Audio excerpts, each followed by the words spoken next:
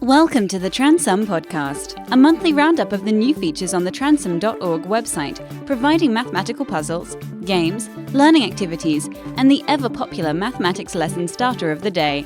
Here's your host, John Tranter. Hello and welcome to podcast number 91 for the month of June, as we approach the end of the first half of the year 2022. So, the puzzle of the month, let's begin with that.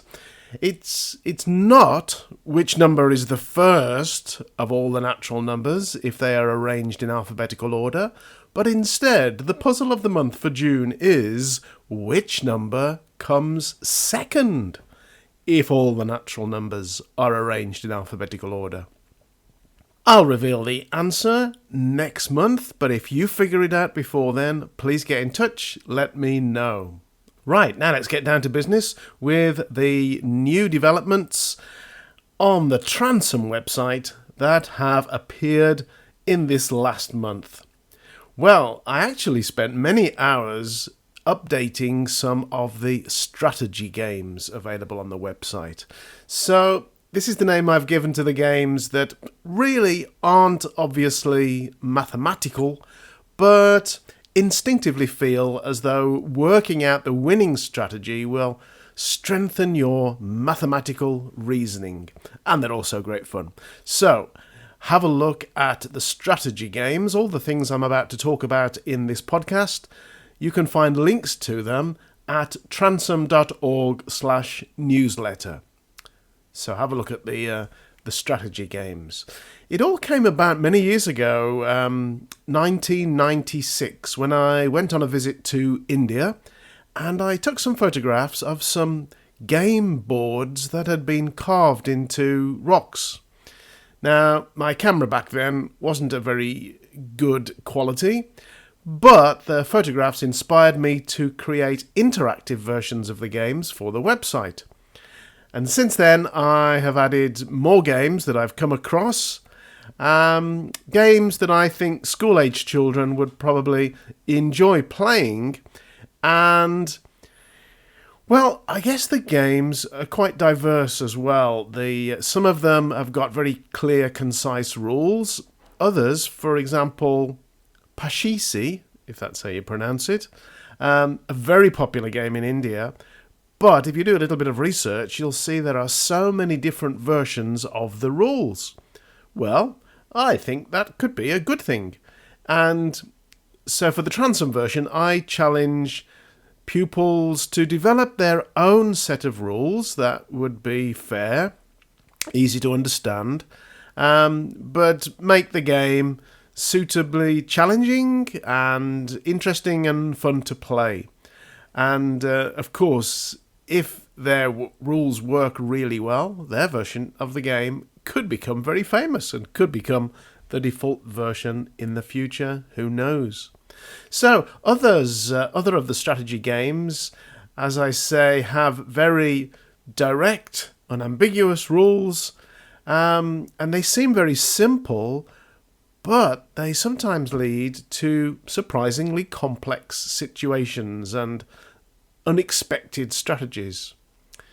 I think some of the games are best played between two pupils, while other games let you play against the computer. And the computer doesn't always play the perfect game, so you do stand a fair chance of winning, but hopefully you'll learn a bit from the way the computer moves. Maybe you'll learn some strategies. Incidentally, the game of 15 that I like a lot is isomorphic, which means has the sort of the same structure as noughts and crosses, or tic-tac-toe if you call it that. But you should play it a few times to get a feel for that similarity. And if you've mastered the game 15, have a go at Trillet. Trilett. Oh, the links are in the newsletter, of course, transum.org/newsletter, because Trillet is also isomorphic to noughts and crosses in a surprising way. You can find Transum Mathematics at www.transum.org. Okay, what else has been updated? Well, the plotting graphs activity, where the students have to fill in tables of values and then click on the points on a coordinate grid to draw graphs. It's now in 3 levels, and there are more linear graphs in the first level as was requested. So hope that meets your needs now. For a long time there has been an activity on the website for grouping equations of straight line graphs together if they're parallel. I can now let you know that there is a matching activity requiring pupils to find the equations of perpendicular graphs. So that sort of completed that little area, parallel graphs and perpendicular graphs, and that's a matching activity. I decided to limit the number of characters pupils could use when they're typing in their email addresses, either real or made up, when they're claiming Transom trophies, because it was getting a bit ridiculous with some kids somewhere just typing in huge strings. So I needed to set sort of a maximum length for these email addresses. So I looked at the database for the email addresses already collected to try and find out what would be reasonable to be the maximum length.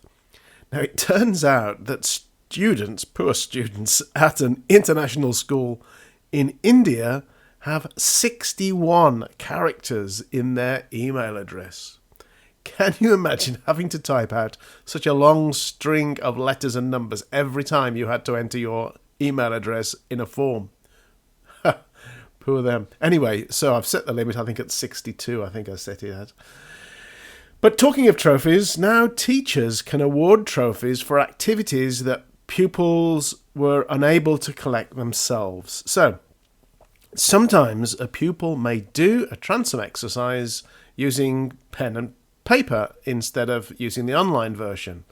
So what you can do then as a teacher, when you've checked it, you can then award them the trophy for that activity. And you'll find the interface on the trophies page in your class admin section. Also, which is reasonably common as well, is when students spend a long time doing an activity, getting it all right, clicking on the red button, and then making a mistake when they type in their email address. So the computer thinks it's another student, a different student, and puts the trophy in a brand new cabinet.